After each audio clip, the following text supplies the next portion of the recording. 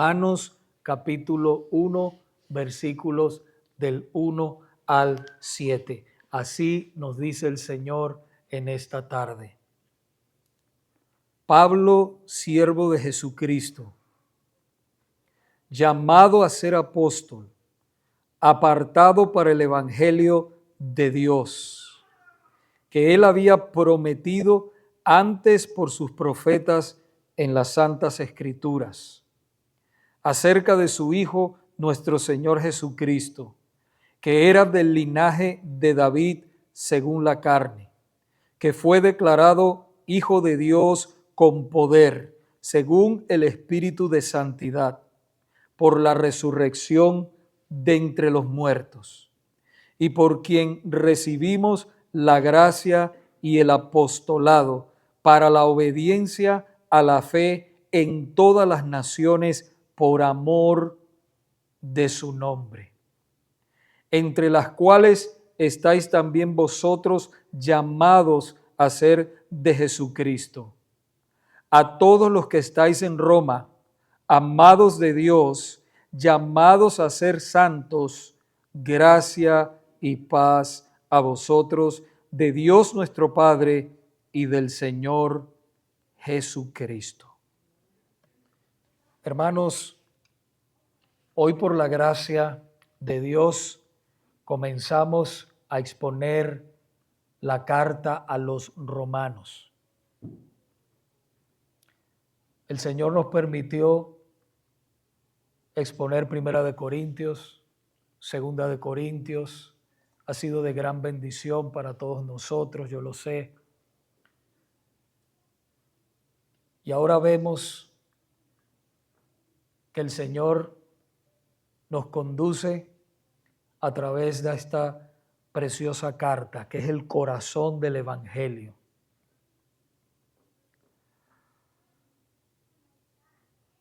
En ella, mis hermanos, estudiaremos los grandes temas teológicos que nos darán un entendimiento más profundo del propósito de Dios para nosotros como su pueblo. En esta carta el apóstol Pablo comienza presentándose como siervo, apóstol y llamado a predicar el evangelio de Dios. En la segunda parte nos habla de la condenación, presenta la necesidad de la justicia divina. En la tercera parte de esta carta veremos la justificación por la fe sola. Ya en la cuarta sección de la carta presenta la santificación de su pueblo, y en la quinta la soberanía de Dios en la salvación de su pueblo. Ya en la sexta parte nos habla de la vida cristiana práctica y termina con el ministerio del Evangelio y saludos finales. Vamos a estar viendo, no sé cuánto tiempo nos vamos a tardar, hermanos, pero vamos a estar viendo estos 16 capítulos. Vamos a estar orando, como siempre lo hacemos, para que el Señor transforme nuestras vidas y las conforme más a la imagen de nuestro Señor Jesucristo. Para comenzar, es importante saber que Pablo no fundó la iglesia de Roma.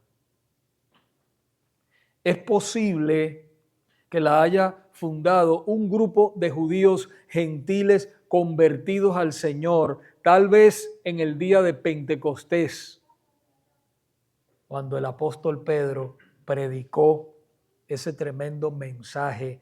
Muy posiblemente estos judíos y estos gentiles prosélitos, ¿verdad?, convertidos al judaísmo, escucharon la palabra del Señor por primera vez, y entonces como resultado eso se convirtieron al Señor.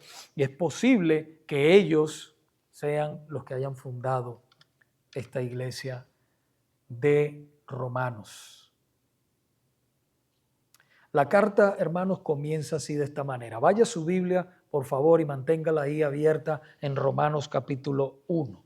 Dice así: Pablo, siervo de Jesucristo, llamado a ser apóstol, apartado para el evangelio de Dios.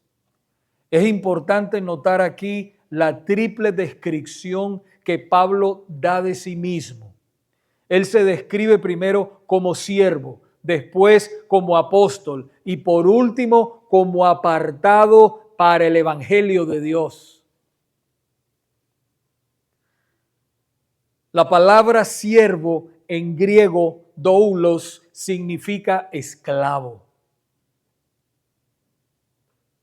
La palabra esclavo hoy en día no se percibe de muy buena manera, de una manera verdaderamente negativa. Pero en el ámbito espiritual, mis hermanos, tiene un significado profundo. Un esclavo de Cristo es una persona que se ha entregado voluntariamente, ha entregado su tiempo, su voluntad y su vida a Dios, en el servicio a Él y a los santos.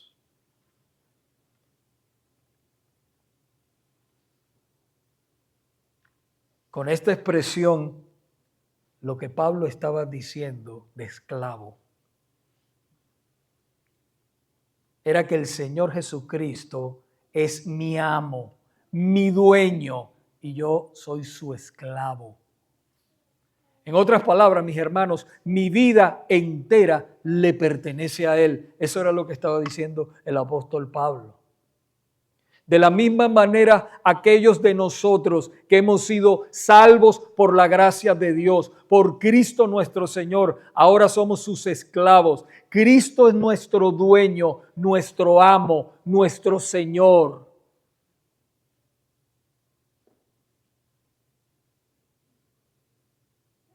Y eso se refleja en nuestras vidas. Pero esta esclavitud, es importante aclarar, es aceptada por nosotros, sus hijos, de una manera voluntaria. Porque el mismo Dios es quien nos ha regenerado, nos ha transformado, ha cambiado nuestros corazones y ahora nosotros entendemos que somos propiedad exclusiva de Él, como nos dice la palabra.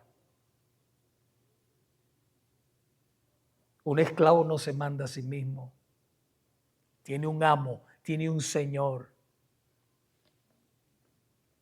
Y en 1 Corintios capítulo 6, versículos 19 y 20 nos recuerda la palabra de Dios. ¿O no sabéis que vuestro cuerpo es templo del Espíritu Santo, el cual está en vosotros, el cual tenéis de Dios y que no sois vuestros? No nos pertenecemos a nosotros mismos, hermanos.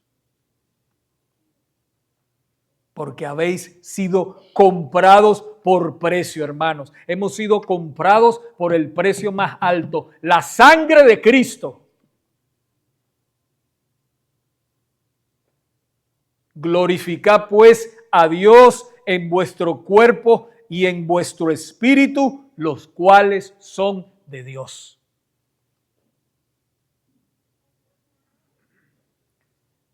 La segunda designación que Pablo tiene es que es llamado a ser apóstol. Él es llamado a ser apóstol. La palabra apóstol significa enviado. Pablo era un enviado del Señor Jesucristo con autoridad para predicar el evangelio y para fundar iglesias. El oficio de apóstol no fue elegido por Pablo, sino dado por Dios soberanamente. Por eso él dice, llamado a ser apóstol, llamado. No se llamó él mismo, lo llamó Dios.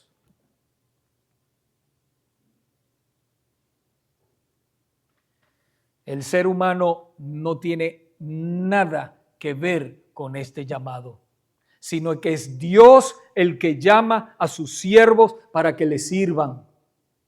Es Dios.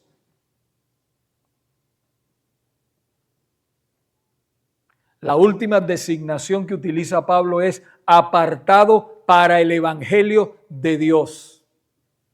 Pablo fue separado, hermanos, en otras palabras, puesto aparte para ser su instrumento para anunciar el evangelio de Dios.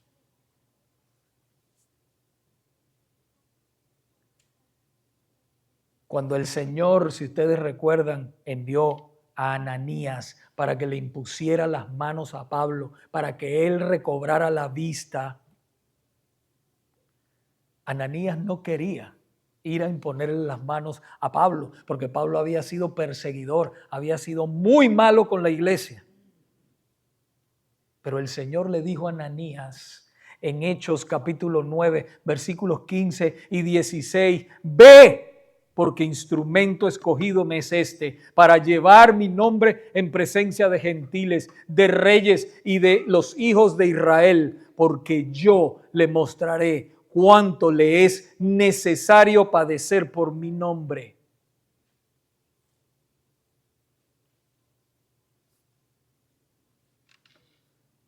A los hermanos de la iglesia de Gálatas escribió: pero cuando agradó a Dios, que me apartó desde el vientre de mi madre y me llamó por su gracia. El Señor llamó a Pablo por su gracia. Gálatas 1:15. Pablo había sido apartado desde el vientre de su madre para esta importante misión: predicar el evangelio a los gentiles. Ahí estamos nosotros somos esos gentiles.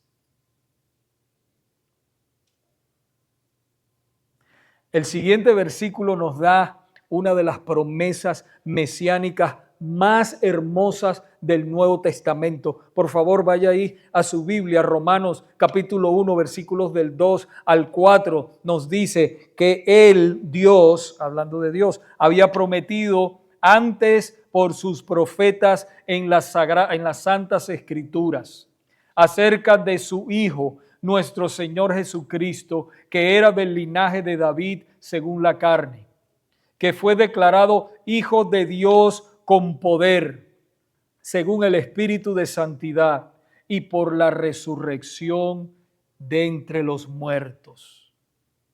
El Evangelio no es algo, hermanos, que se presentó de repente en el Nuevo Testamento, sino que es el cumplimiento de todo el Antiguo Testamento. En otras palabras, es la culminación del pacto abrahámico. Es lo que los profetas describieron años antes y que se manifestó en toda su plenitud en la persona de nuestro Señor y Salvador Jesucristo. En Génesis capítulo 3, versículo 15, vemos la primera manifestación del Evangelio. Génesis capítulo 3, versículo 15 nos dice: y pondré enemistad entre ti y la mujer, entre tu simiente y la simiente suya. Esta te herirá en la cabeza y tú le herirás en el calcañar.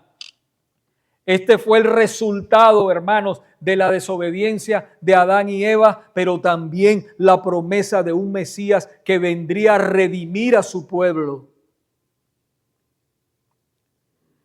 A raíz de la caída, cuando digo la caída me refiero al pecado de Adán y de Eva contra Dios.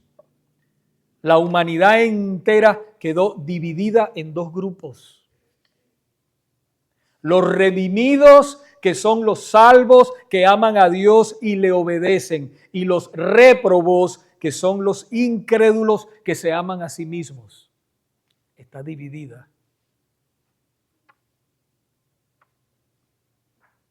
Por eso que cuando usted escuche por ahí que todos somos hijos de Dios, eso no es una realidad bíblica. Eso no lo dice la Biblia. Están los hijos de Dios y están los réprobos o los incrédulos, ¿verdad? Que se aman a sí mismos. Que se han hecho un Dios imaginario, que no es el Dios bíblico, que no es el Dios, el único Dios verdadero que hizo los cielos y la tierra.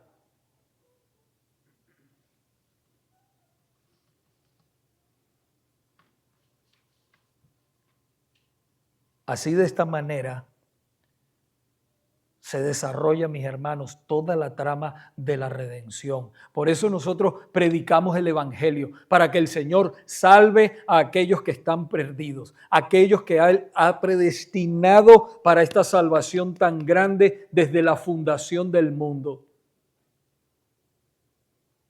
El versículo 3 de Romanos capítulo 1 continúa diciéndonos que este evangelio es acerca del Hijo de Dios, que era del linaje de David según la carne.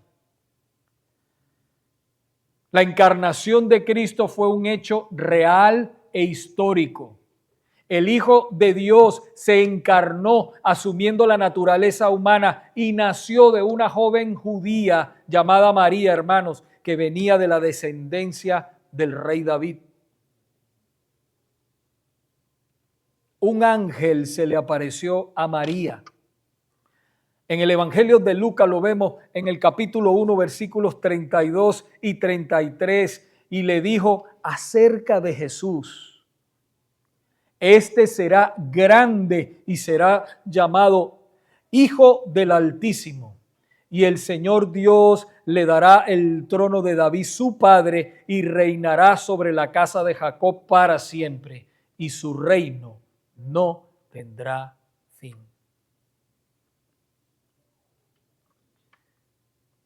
Esta afirmación, hermanos, nos conecta con las promesas del pacto davídico.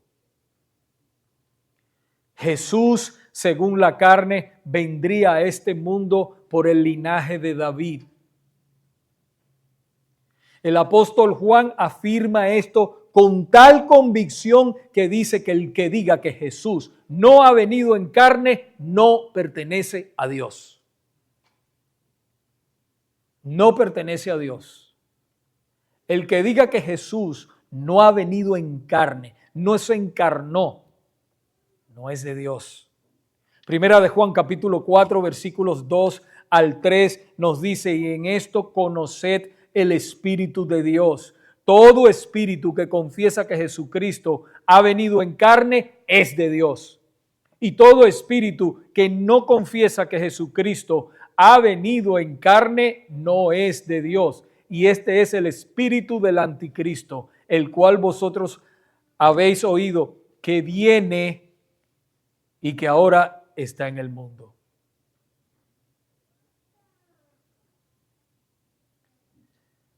Después de haber resucitado nuestro Señor, Él se le apareció a dos de sus discípulos que iban camino a Emaús. ¿Se acuerdan? Estos discípulos iban incrédulos, abrumados por todo lo que le había sucedido al Señor. El Señor lo habían asesinado, lo habían matado de una manera horrible. Y ellos iban cabizbajos, desilusionados. Y nuestro Señor les dice a estos dos hombres, se le acerca, camino a Emaús, el Señor se le acerca. Y dice la palabra que sus ojos estaban velados. Ellos no sabían que era el Señor. Y en el Evangelio de Lucas, capítulo 24, versículo 44 al 47, dice: estas son las palabras que os hablé, el Señor hablándole a los discípulos. Estas son las palabras que yo les hablé, estando aún con vosotros, que era necesario que se cumpliese todo lo que está escrito de mí en la ley de Moisés, en los profetas, en los salmos.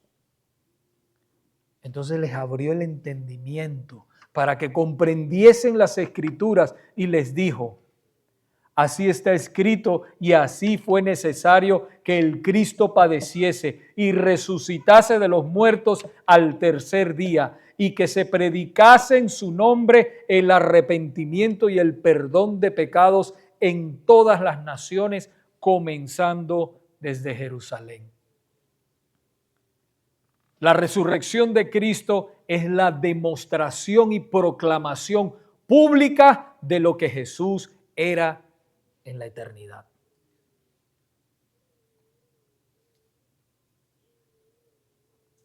No cabe duda, hermanos, que de principio a fin, todo lo que nosotros estamos viviendo es el plan soberano de Dios. Todo. Y el siguiente versículo nos lleva a la misión que el Señor le encomendó a los apóstoles y a nosotros como su iglesia. Vaya su Biblia, por favor, de nuevo. Romanos capítulo 1, versículo 5, continúa diciendo: y por quien recibimos la gracia y el apostolado para la obediencia a la fe en todas las naciones por amor de su nombre. La gracia que hemos recibido, hermanos, es el favor inmerecido que Dios muestra a nosotros, pecadores culpables. Y esta salvación es un regalo de Dios que no tiene nada que ver con el esfuerzo humano. Nada. Efesios capítulo 2, versículos 8 y 9 nos dice: porque por gracia sois salvos por medio de la fe, y esto no de vosotros, pues es don de Dios, no por obras, para que nadie se gloríe.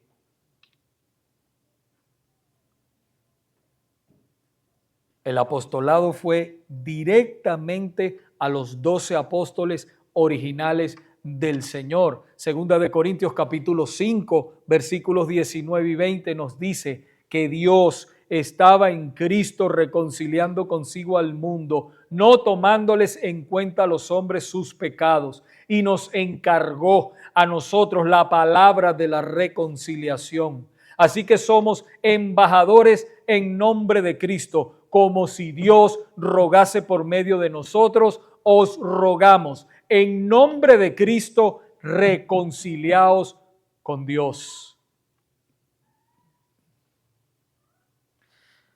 Pero también, amados hermanos,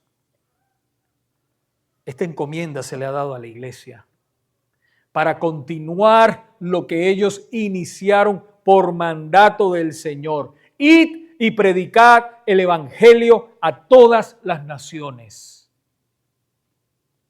Mateo 28, 19 y 20 nos dice: por tanto, id, es una orden del Señor, y haced discípulos a todas las naciones, bautizándolos en el nombre del Padre, del Hijo y del Espíritu Santo, enseñándoles que guarden todas las cosas que os he mandado, y he aquí, yo estoy con vosotros todos los días hasta el fin del mundo.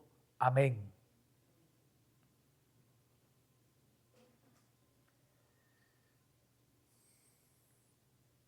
Por otro lado, es importante decir que la última parte de Romanos capítulo 1, versículo 5, nos dice: para la obediencia a la fe en todas las naciones por amor de su nombre. Nosotros, la Iglesia de Cristo, somos una comunidad que obedece al Señor, pero no, hermanos, para ganar algo de parte de Él, sino porque gratuitamente hemos recibido la fe y hemos sido transformados por el poder de Dios. Nuestras voluntades han sido transformadas para la gloria de Dios.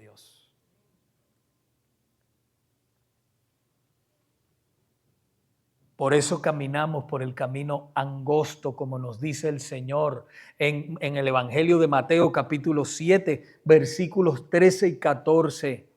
El camino angosto. El Señor dice: entrad por la puerta estrecha, porque ancha es la puerta y espacioso el camino que lleva a la perdición, y muchos son los que entran por ella.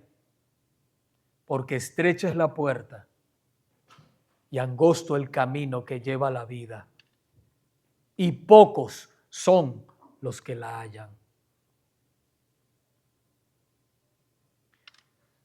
Los verdaderos hijos de Dios caminan en este mundo por el camino angosto. Por el camino angosto, así sea difícil, pero no estamos solos. El poder de Dios ha sido derramado por el poder del Espíritu Santo que vive en nosotros, hermanos, que nos asiste, que nos consuela, que nos ayuda, que nos fortalece. No estamos solos. Los dos últimos versículos nos dicen, Romanos capítulo 1, versículos 6 y 7, entre las cuales estáis también vosotros, llamados a ser de Jesucristo, a todos los que estáis en Roma, amados de Dios, llamados a ser santos. Gracia y paz a vosotros de Dios nuestro Padre y del Señor Jesucristo. Cuando nos dice aquí llamados a ser de Jesucristo, se refiere, hermanos, al llamamiento eficaz. Llamados a ser de Jesucristo, se refiere al llamamiento eficaz, que es el llamado interno que hace nuestro Señor Jesucristo a algunas personas. Oiga bien, estoy hablando del llamado interno.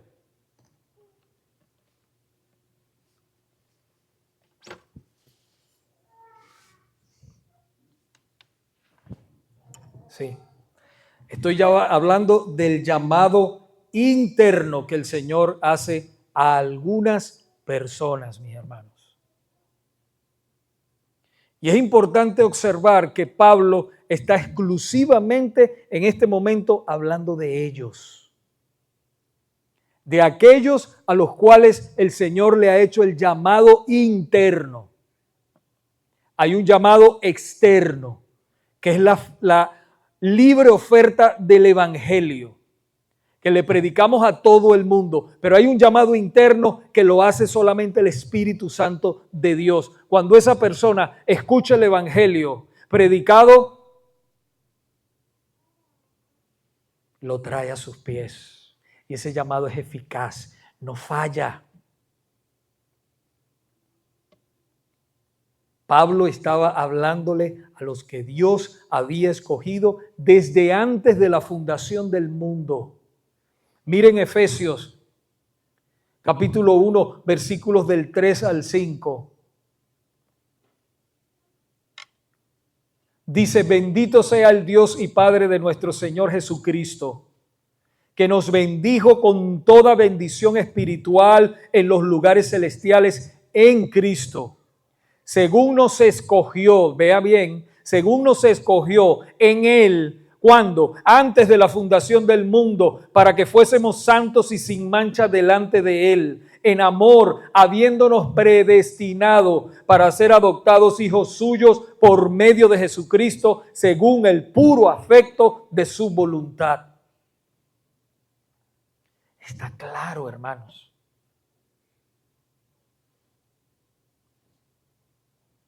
Él es el que llama. Es el Señor, es el que llama. Estoy hablando del llamado interno.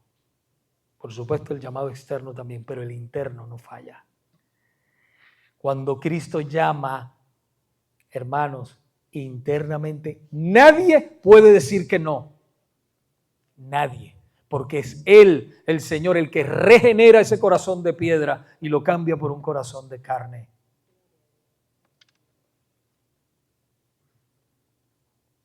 Todos aquellos que el Señor ha predestinado para esta salvación responderán sí, sí, hermanos. Ese llamado no falla, porque no depende de ellos, no depende de nosotros. Y qué bueno que es así.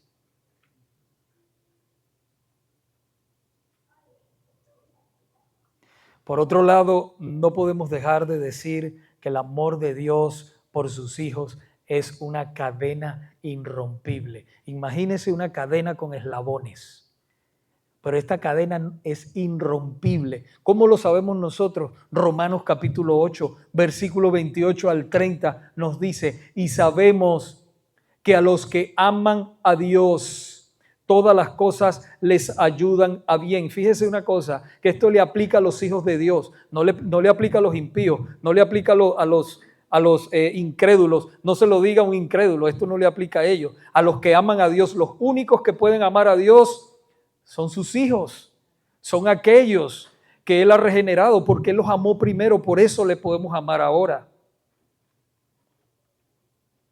Todas las cosas les ayudan a bien, esto es, a los que conforme a su propósito, mire aquí que dice, son llamados.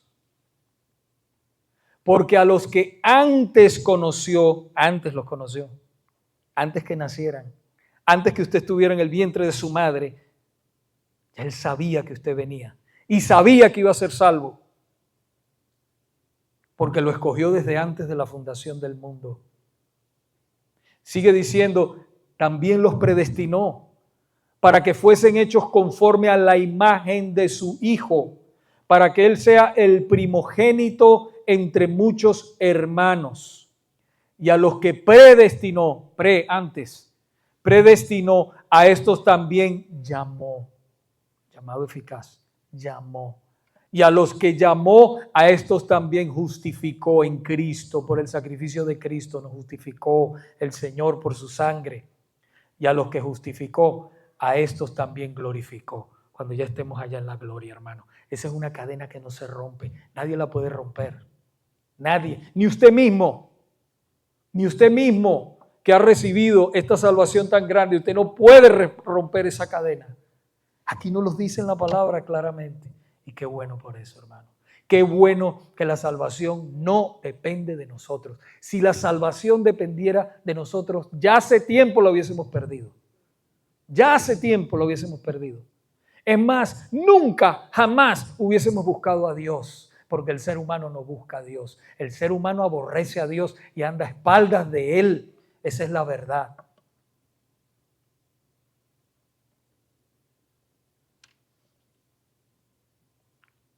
Los hijos de Dios, la iglesia, es propiedad exclusiva de Cristo, porque el Padre se los dio. ¿Usted oyó eso? La iglesia es propiedad de Cristo, porque el Padre se lo dio. El Evangelio de Juan, capítulo 10, versículos 27 y 28 nos dice, mis ovejas, dice el Señor, mis ovejas oyen mi voz. Pero son las ovejas nada más. Ellas oyen mi voz y yo las conozco y me siguen. Me siguen y yo les doy vida eterna y no perecerán jamás. ¿Ve? Nunca. No perecerán jamás. No morirán jamás. Ni nadie las arrebatará de mi mano. En la oración que nuestro Señor y Salvador Jesucristo hizo en Juan capítulo 17, versículo 9, Él dijo, yo ruego por ellos, no ruego por el mundo, no ruego por el mundo, sino por los que me diste, porque tuyos son. Está muy claro, hermanos. Después continúa diciendo nuestro Señor en Juan 17, 24, un poquito más abajo, Padre, aquellos que me has dado, quiero que donde yo estoy, también ellos estén conmigo, para que vean mi gloria que me has dado, porque me has amado desde antes de la fundación del mundo.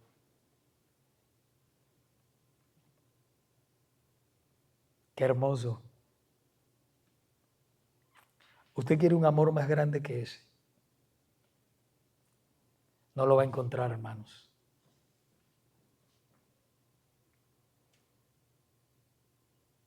En el último versículo, versículo 7 del texto que estamos exponiendo hoy de Romanos, vemos que continúa este sentido de propiedad de Dios hacia sus hijos diciendo, vaya conmigo ahí al versículo 7, Romanos 1:7, dice, a todos los que estáis en Roma, amados de Dios, llamados a ser santos, gracia y paz a vosotros de Dios nuestro Padre y del Señor Jesucristo. Jeremías, en el profeta Jeremías, en el libro de Jeremías, capítulo 31, versículo 3, nos dice: Jehová se manifestó a mí hace mucho tiempo diciendo: con amor eterno te he amado. Ese es el amor que Él le tiene a la iglesia, un amor eterno. Con amor eterno te he amado, por tanto te prolongué mi misericordia. Ahora es importante recordar que nosotros le amamos al Señor porque Él nos amó a nosotros primero. Primera de Juan, capítulo 4, versículo 19. Nosotros le amamos a Él porque Él nos amó primero.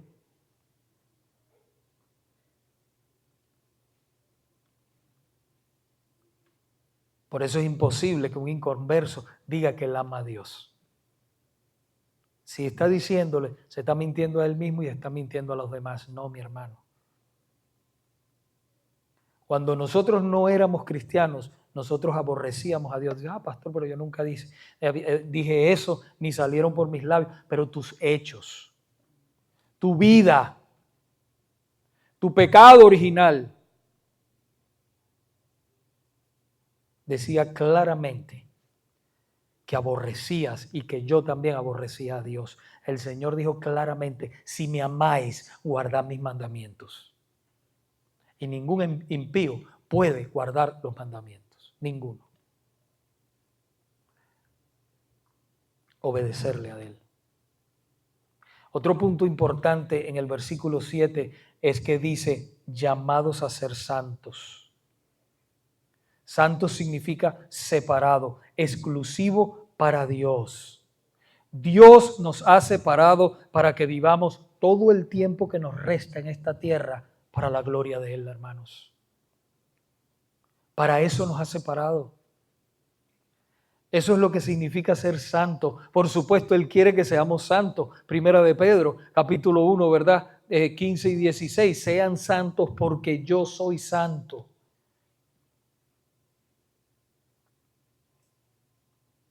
Los santos son todos los cristianos que han sido santificados en el nombre de nuestro Señor Jesucristo y en el Espíritu de nuestro Dios.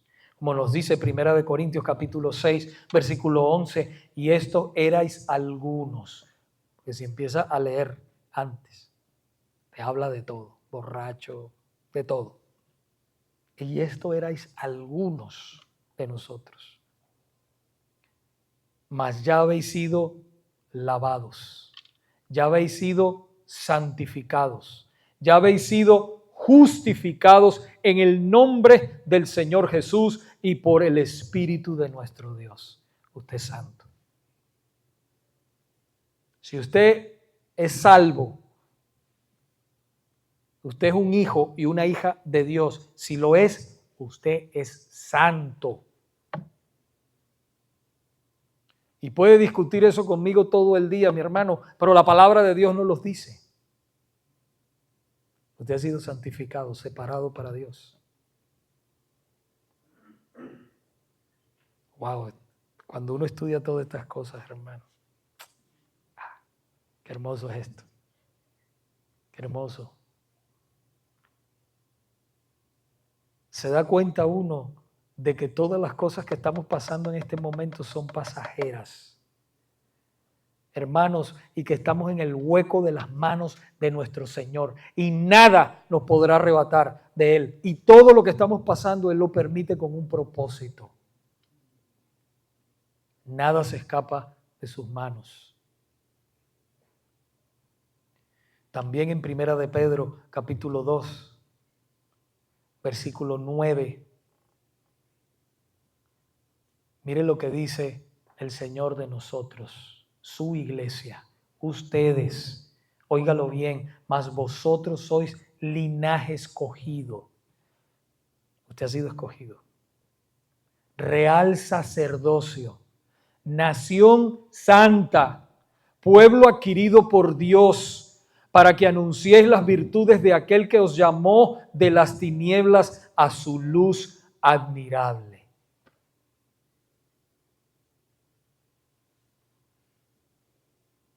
Ese es usted.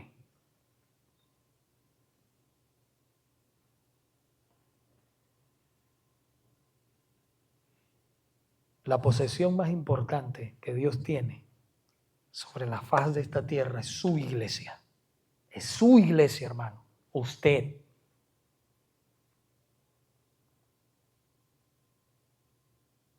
Pastores, que usted no sabe lo que yo era o lo que yo hice. No importa, mi hermano. La Biblia me dice a mí claramente que la sangre de Jesucristo nos limpia de todo pecado.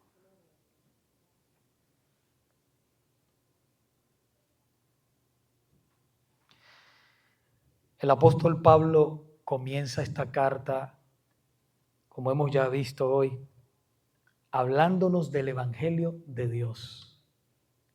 El Evangelio, hermanos, no es un simple mensaje, sino que tiene un centro que es nuestro Señor Jesucristo.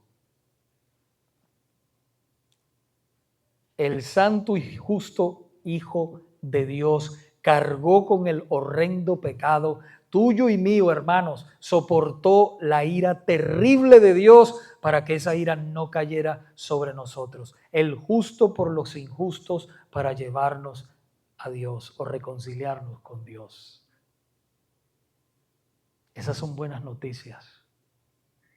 No recibimos lo que nosotros merecíamos. Ahora la sangre de Cristo derramada, hermanos, en ese madero, nos dice, sin lugar a dudas, que sus promesas jamás pueden fallar. Su resurrección, hermanos, es el sello, es la garantía que el Padre aceptó la resurrección de su Hijo en favor de su pueblo, que somos nosotros. Por eso nadie puede perderse que ha sido salvo. Nadie.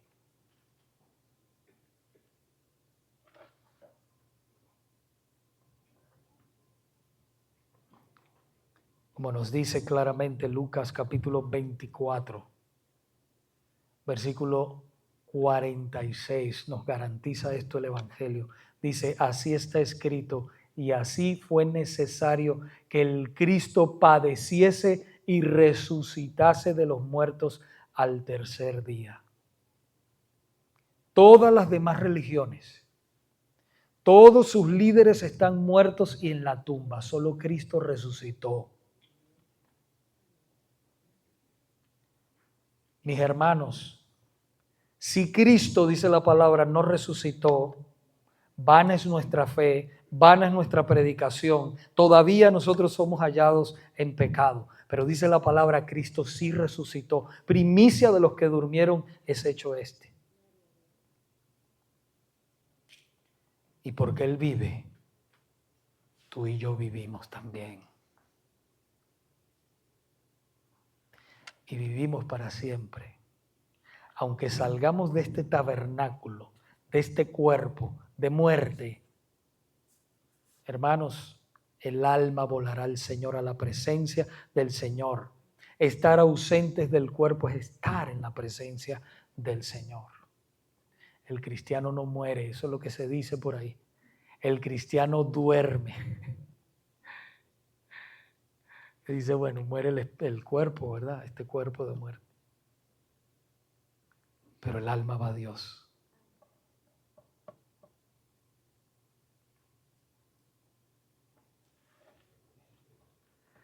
Ahora tú y yo como iglesia de Cristo, a través de este llamado eficaz, confirmado por la sangre de Cristo, ahora nosotros, mis hermanos, podemos llevar, por el poder del Espíritu Santo que vive en nosotros, podemos llevar una vida santa, agradable a Dios y tener la seguridad, la completa seguridad de que el que comenzó en nosotros la buena obra, la perfeccionará hasta el día de Jesucristo.